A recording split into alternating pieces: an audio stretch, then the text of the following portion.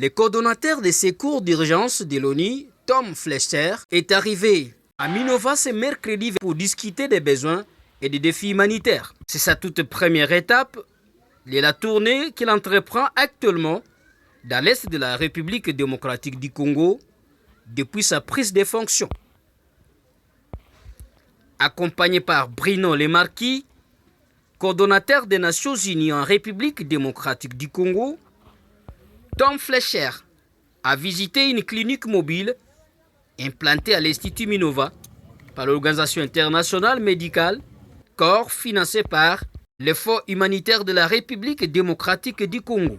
À cet effet, la délégation a eu un entretien ce même mercredi avec les autorités locales avant de rencontrer les responsables des ONG humanitaires basées à Minova. Alors aujourd'hui on est là, j'accompagne un grand visiteur, une grande personnalité des Nations Unies aujourd'hui, ici dans la zone, qui s'appelle M. Tom Fletcher, qui est secrétaire général adjoint des Nations Unies pour les affaires humanitaires. C'est sa première visite en République démocratique du Congo, il est là pour 5 jours. Donc il a été à Kinshasa et maintenant il est ici dans la zone de Goma et maintenant ici à Minova. On a visité un certain nombre de communautés et de projets avec lui ce matin, une clinique mobile et un programme d'adduction d'eau. Il est vraiment ici au Congo pour... ça fait 6 mois qu'il est dans ce poste, donc il veut vraiment se rendre compte par lui-même de la situation en République démocratique du Congo. Il est responsable pour le monde entier, mais il a priorisé une visite en République démocratique du Congo. Il sait que c'est important de garder la crise de la RDC sur le radar international parce qu'il y a beaucoup d'autres crises au monde. Il y a Gaza, il y a l'Ukraine, etc. Donc c'est important. On est dans un moment spécial pour l'aide humanitaire au niveau mondial parce qu'il y a eu énormément de coupures budgétaires très brutales avec le retrait de certains partenaires internationaux. Et on le sent même ici, dans cette communauté, puisqu'il y a certaines ONG, certaines agences des Nations Unies qui ne sont plus en mesure d'apporter tout le même soutien.